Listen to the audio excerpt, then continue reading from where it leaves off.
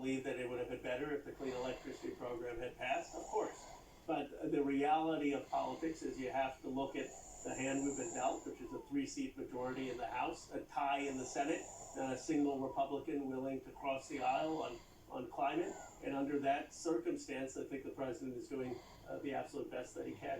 But how critical is it that he gets this done ahead of travelling to Glasgow for COP26? It is critical, and the president has said that to us, that he needs this win before going to Glasgow. He wants to stand and show that America is leading, that America is back, that America is capable of governing.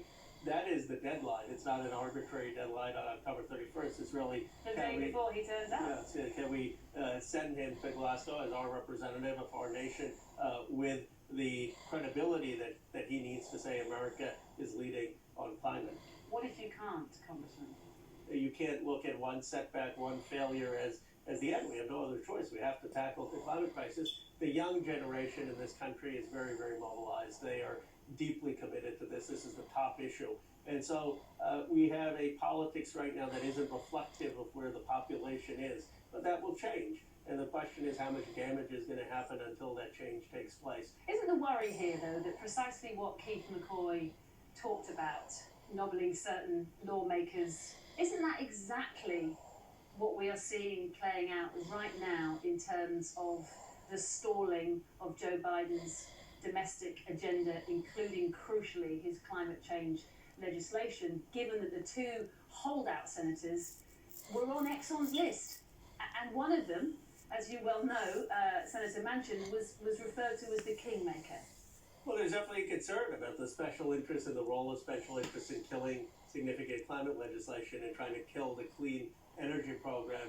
And that's why having a magnifying glass on these companies at this moment is so critical. You know, the great British novelist Salman Rushdie said there are no secrets in American democracy. Eventually everything gets out. For a long time, the oil companies have had the ability to keep secrets because there wasn't a spotlight on them. Now that there's a spotlight on them, that's going to be much harder. Everything will get out. Congressman, you said emphatically that you want the chief executives, the big cheeses from the oil and gas firms to appear. Is that still happening? It is happening, and it's historic. They have never had to come before the United States Congress before to explain their role in climate disinformation or to account for the misrepresentations they made to the American public.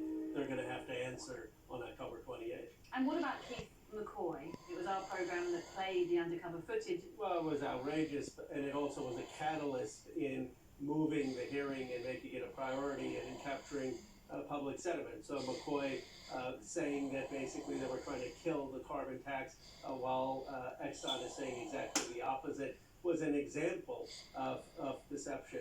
One of the important things to note is the hearing is just going to be a beginning of a year-long investigation. But do you really think that the chief executives of 4 of the world's biggest oil and gas companies are going to put their hand up and say, look, yes, we do what we can to throw doubt and seeds of doubt about the science? Do you think they're going to say that? I don't know what they're going to say. All I can tell you is that lying to Congress is a very, very grave crime, and we have a lot of incriminating evidence. You know, well, we're first going to ask them, and then if they are misrepresenting them, we'll share the evidence. I would caution them to err on the side of truth. Would you not expect with a system the way it's set up that they would say one thing, but then obviously there's a whole lobbying industry, it's not illegal? Doesn't that set up a conflict that you're bound to have them saying one thing in public and doing another in private?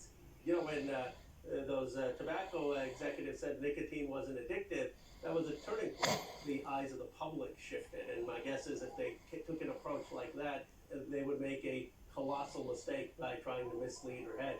My advice would be come clean early, because we have a lot of the incriminating evidence.